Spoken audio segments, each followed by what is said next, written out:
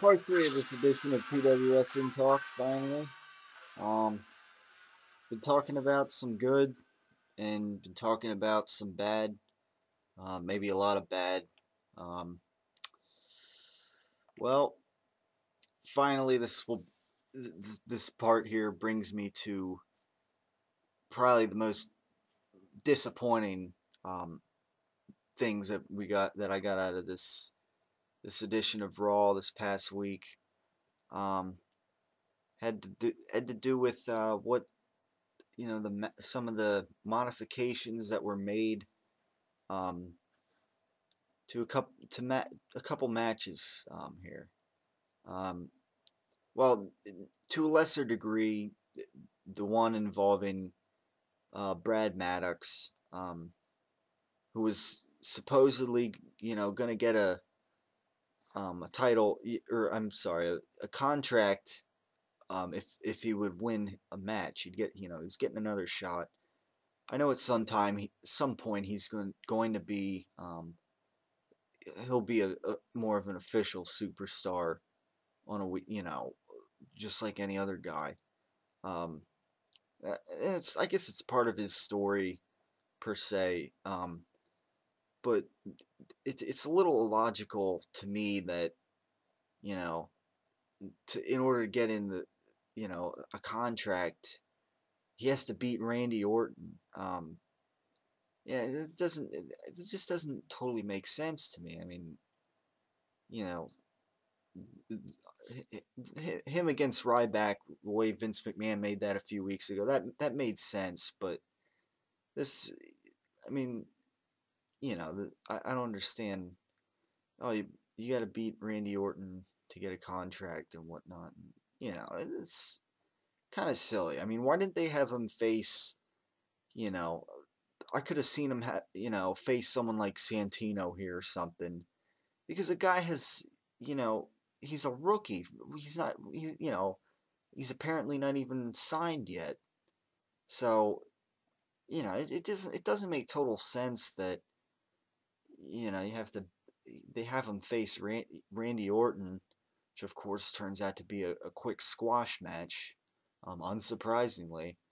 But that's what they did, and it wasn't it wasn't something that I'm you know having a huge fit with, but just it was that that part of that segment with Vince McMahon and Vicky Guerrero was just all around bad to me because of that decision. Um, because of Vicky's, because of the whole silliness and Vicky just looking completely stupid and uncredible as a general manager.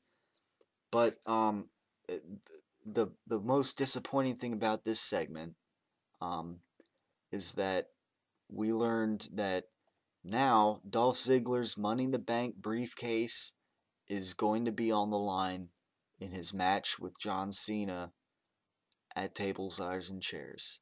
Um, really not happy about this on a couple levels. But main problem I have with this is that there's a problem with this on a few levels. Um, Number one, Dolph Ziggler, he's a guy that he's supposed to be getting built up. He's been picking up some momentum, um, and he's supposed to continue to be picking up, good momentum until he finally cashes in his Money in the Bank briefcase. That's what the whole point of having him win the briefcase in the first place was, because everyone's been waiting for him to be out, to get in that main event level and more officially. Um, and if Cena were to win here, that would that would kill a lot of Ziggler's momentum. In getting in him cashing in, his Money in the Bank, becoming a future world champion. That would kill a lot of momentum. Um, and that would, kind of me included, but I don't consider myself another internet fan, but that would get a lot of internet fans ticked off. You know, not like I care so much for them, but you know, there could be a problem, serious problem with that. Um, I don't understand why, what good there would be in having Dolph Ziggler lose that momentum, lose that that key to the perhaps a great future for him in the WWE. So that's one thing that I don't like about this decision. On another level, John Cena, if can he just have one pay-per-view match um, where there's nothing to do with a title, with the WWE Championship? If you go back to this is July here. If you go back to Money in the Bank, um, Money in the Bank, he wins it. Um, supposed title opportunity, which eventually on Raw 1000 leads to him using that title shot. Of course, it didn't work in his favor. But then SummerSlam, he gets his rematch. Um, Night of Champions, he gets another match, another shot at the title. Um, He's not part of Hell in a Cell as in being a match with his arm injury he had. But then Survivor Series, or I'm sorry, wait, no, Survivor Series. He's he gets another shot where we're supposedly we're thinking he gets pinned clean, that should be it. They're gonna keep him out of the title scene now. Um, well, now he could win back. We could win Money in the Bank from Dolph Ziggler at this TLC match, which would be terrible on for what I mentioned earlier with Dolph Ziggler and his momentum, but because time after time Cena has been in the title scene, and if he wins the case, just kind of put him right back into it. And the idea, I think, is that they should be having other guys in there. I mean, they're going to have The Rock in there. We know that already. But, Ryback being in there, perhaps The Miz could be in there in the near future. Maybe post WrestleMania, I'm thinking with The Rock being back and, CM Punk being the champion. Um, but, you know, I feel like there's this dark cloud just following us around here with this whole WWE Championship picture. Um, you know, Dolph Ziggler, of course, has the Money in the Bank case for now, but you know, Cena, can they just do something where Cena is not getting a possible title shot or is in a title shot or a match already? Um, so that's another problem I have with it. A couple now, couple inconsistency kind of problems here, um, contradictory things. When Dolph Ziggler he won the SmackDown Money in the Bank briefcase, which originally meant that that case would be used on the World Heavyweight Championship, as that is SmackDown's world title. Um, the one Cena won was for the WWE Championship, Raw. He won the Raw Money in the Bank. Ziggler won the SmackDown Money in the Bank. Um, so that doesn't make sense that Cena, being that he's basically a Raw superstar, despite making appearances the past couple weeks on SmackDown, it's a little inconsistent on WWE's part that that here, you know, Ziggler's been more of a Raw superstar lately. Just as far as time he's been on the show is concerned. So there's some inconsistencies here, and I'm not getting fooled here by WWE. So you know what makes what makes them think that there aren't other people like me that aren't getting fooled out there by this inconsistency. Um, and now another thing, if Ziggler wanted to, he could. What if he just cashed in his Money in the Bank this Friday on SmackDown? Um, or well, technically this Tuesday on SmackDown, but you know, given oh, well, I could lose my Money in the Bank to Cena if at tables, eyes, and chairs. To me, if I were Dolph Ziggler and I was in a real story here, a real situation, I might be more inclined to cash in my Money in the Bank so that I could perhaps become champion and not have to worry about losing my Money in the Bank briefcase. So that there's a thought too that you know I don't I it seems like WWE's not thinking about. Maybe and probably a lot of people aren't thinking about, but I'm thinking I I thought that I thought about that. So you know, what if that were a possibility? Um, I don't know if WWE even considered that when they decided to put this, the Money in the Bank briefcase on the line. But on several levels, this is a bad decision. Um, Now, and also, if Ziggler's case has got to be on the line, then why can't there be a stipulation possibly against John Cena?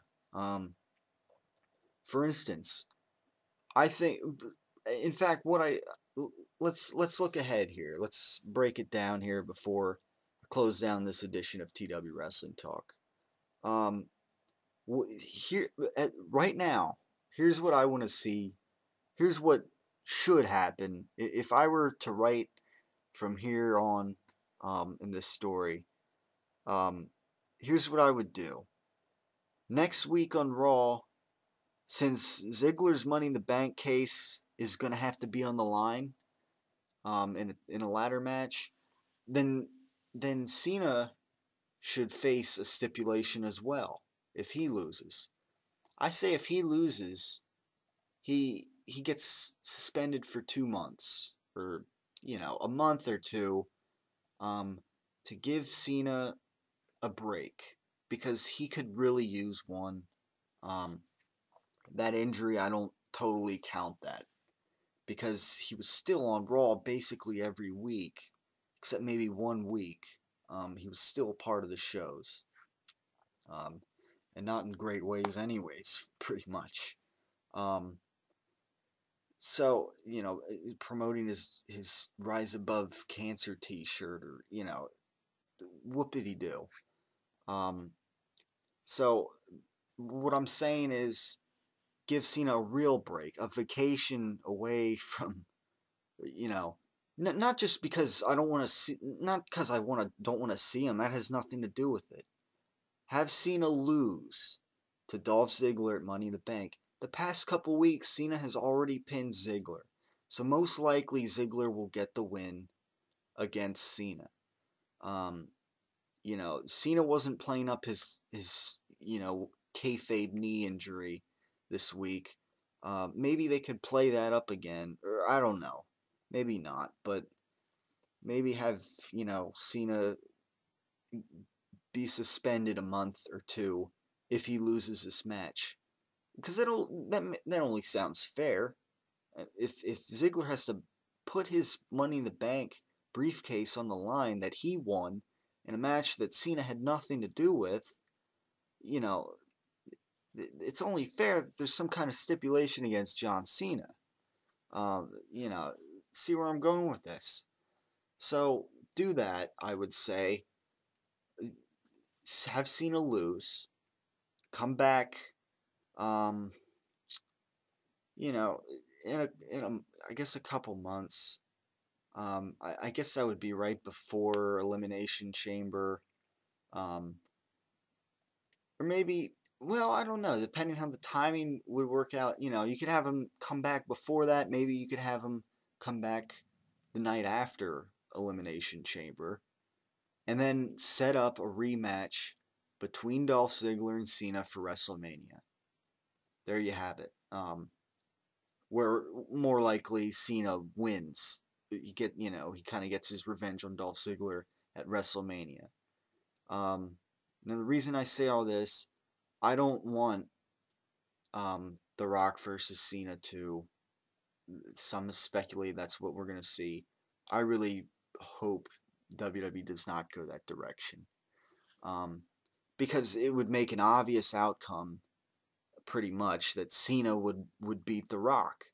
Um, so plus I think The Rock might win the championship at the Royal Rumble, and then I think he should lose it back to CM Punk at WrestleMania, because CM Punk should get a rematch clause. A lot of people don't kind of think about that.